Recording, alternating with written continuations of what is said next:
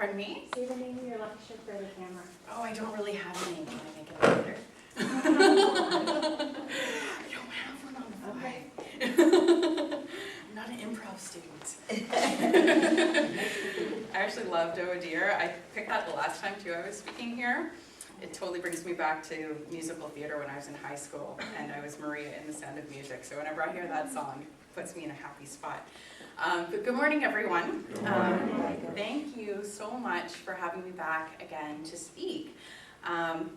So the last time I had a chance to talk to you a little bit about my personal experience, and that was a little bit more about my childhood and what have you. And this time my topic, it came to me actually when I was in one of my barns and I was with my chickens. Actually, this was a few weeks ago.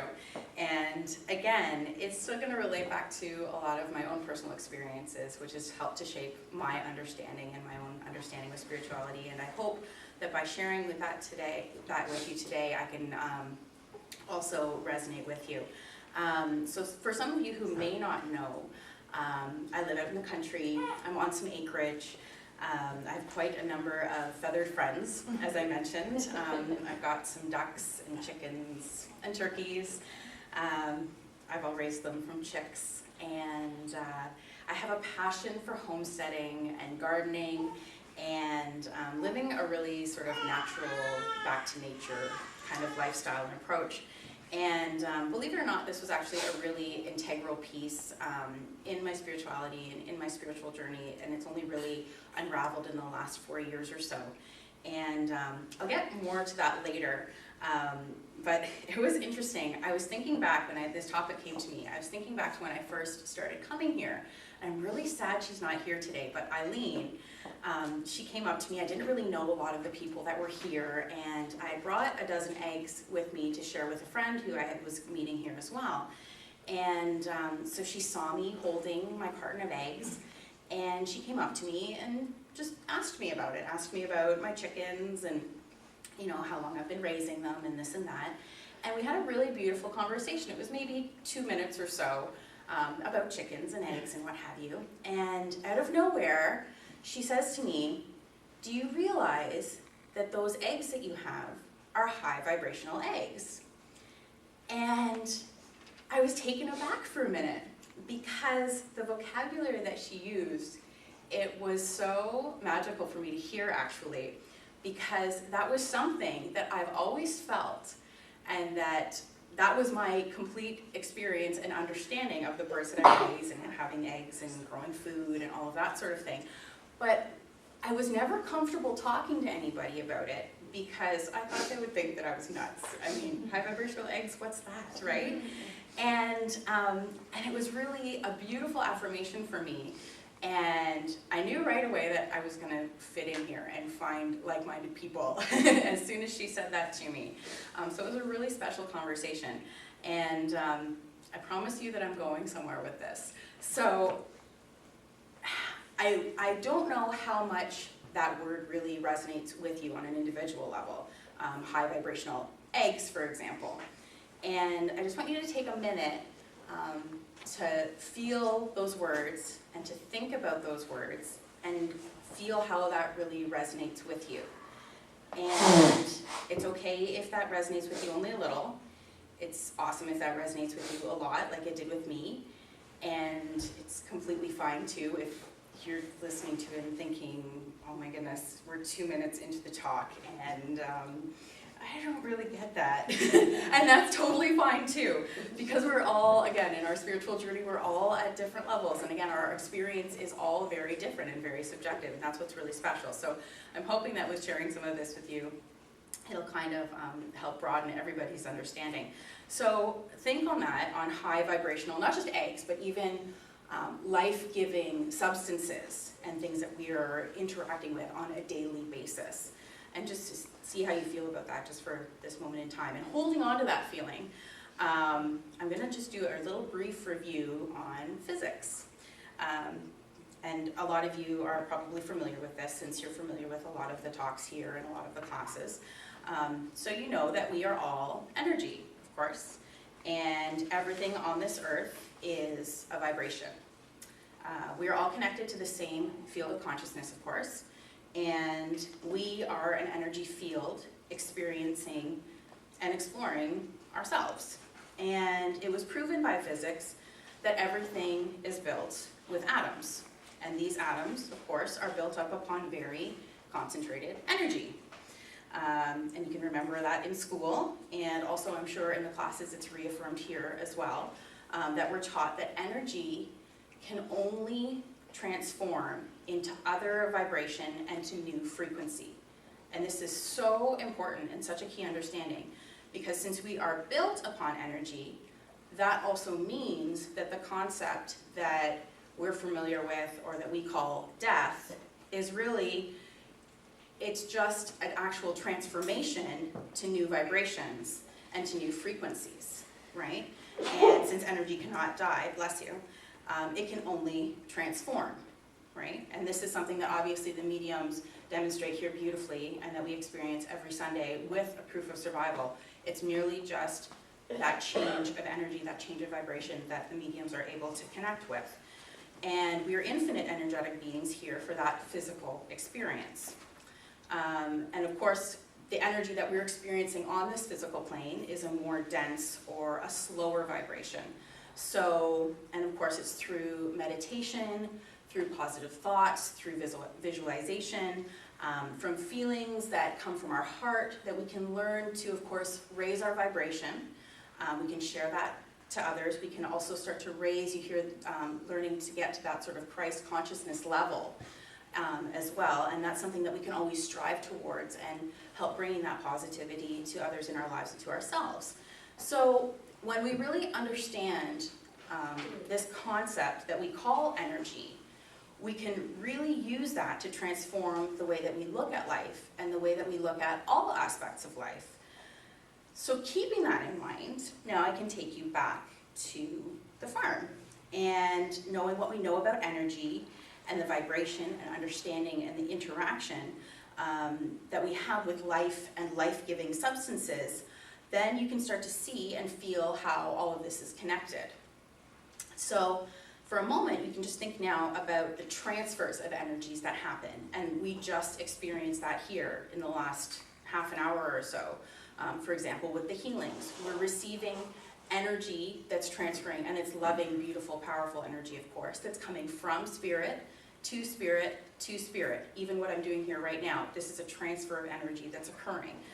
And when the energy is positive and beautiful and full of love and light, that can move mountains, right? You can feel your energy blockages can start to disappear. You can start to be healed. You can have a clearer understanding, a clearer connection.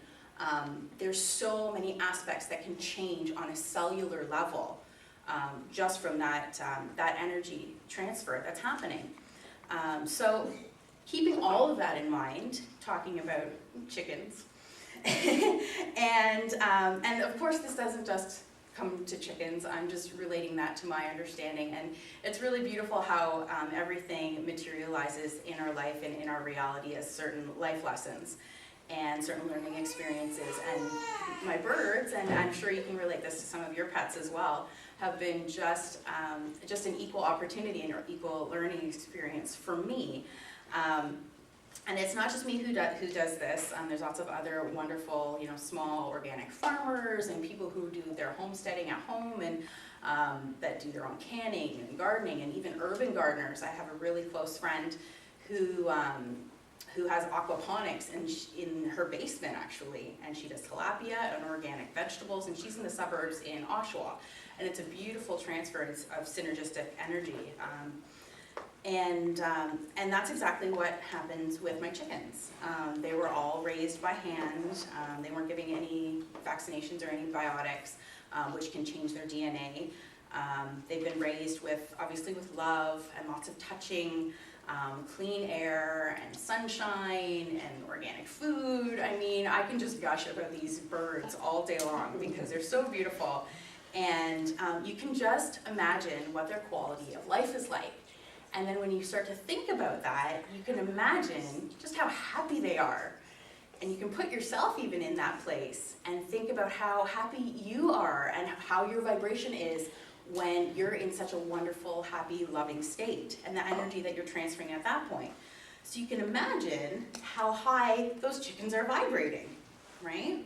And so this was interesting when Eileen said to me those are high vibrational eggs, because then the transfer of energy that happens, of course, from their bodies, and that transfer of energy is now going to their eggs, of course, right? And I had no basis of comparison before I moved to the country, before I had experience with my own birds. When I first moved about 4 years ago, right down the road from me there was this, what I thought was a relatively small farm. They had a little sign that says farm fresh eggs, and I went, and I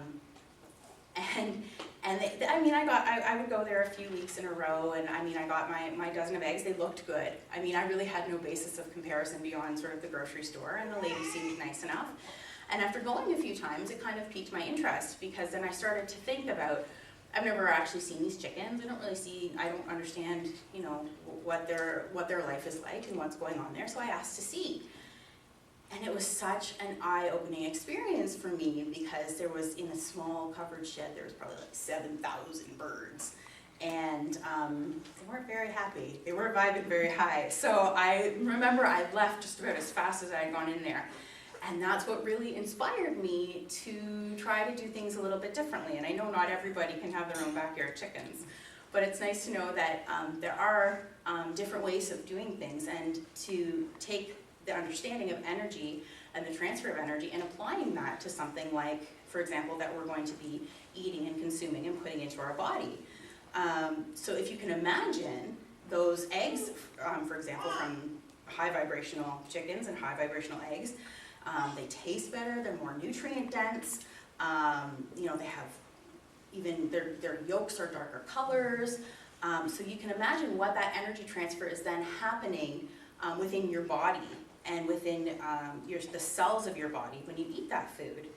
And I don't know if you can kind of see where I'm going with this, but it's such a chain reaction, and so remarkable how that interaction, and something as simple as an egg, for example, can make a difference throughout the energetic field.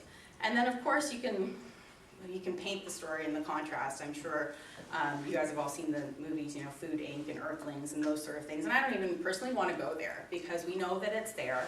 It's good to appreciate and acknowledge that there are low vibrational environments that are out there that we're all subject to at some point or another. And I don't want to make people upset by talking about that, but it is important to acknowledge that that's a part of the reality that we've created here on Earth. But the really special thing about that, about learning about those realities and understanding that they're there, is also understanding that we can change those realities by acknowledging them and making conscious choices to move in different directions. So once I started to put these pieces of the puzzle together, and I applied it, again, to the eggs, and I started changing everything about my lifestyle, and getting into sort of gardening and becoming one with Gaia, with Mother Earth and Mother Nature, and understanding and being thankful for the food that I'm able to grow and to produce. And what I can't grow and produce, I really want to say thank you to the farmers that I have interaction with, and thank you to the people who are preparing the food that I'm consuming. If it's not me, if it's, you know, my mom who's making me a meal, or a grandmother who's made a meal. And it's funny, because if you think about it, when you think back to when you were a child, and you can just try and visualize this for yourself for a moment, you can think about that home-cooked meal that you had with your mother, or let's say, for example, a grandmother or great-grandma. There was so much love that was infused in that food, and there was so much life.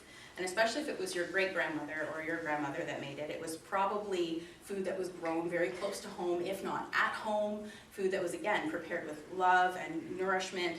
And it was probably under the term that we call now organic, because back then everything was, right? It was before the industrialization of sort of the food industry happened.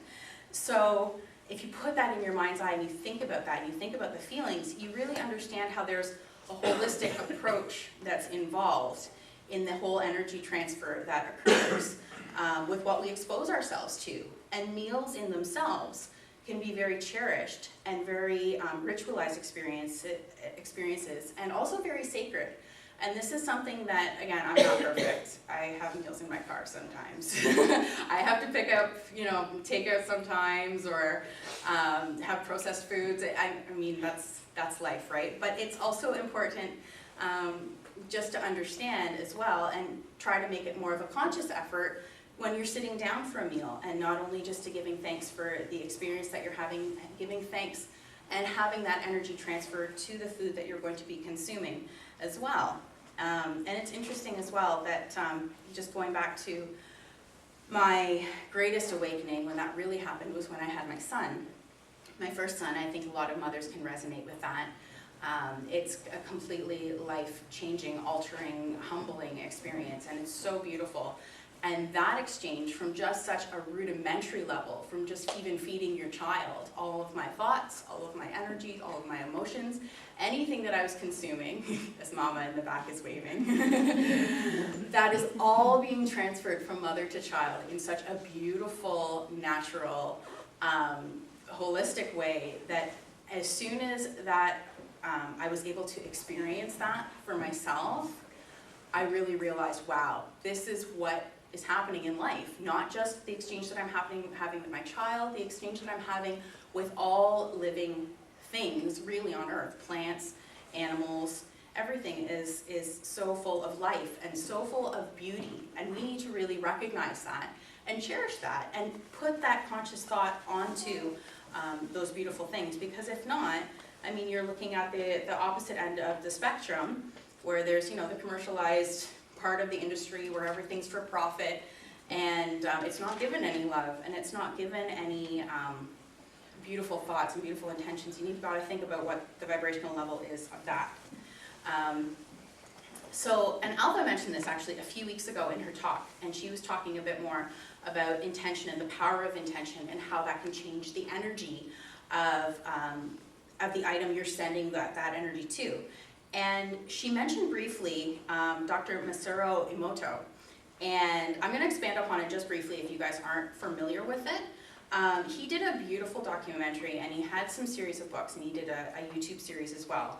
It was called Hidden Messages in Water, and he actually took different glasses of water, and he either wrote loving words or sent loving intention to that water, to certain glasses, and other ones he sent sort of negative energy and negative vibrations. And I think one of them he wrote something like, "You make me sick, I want to kill you," on it.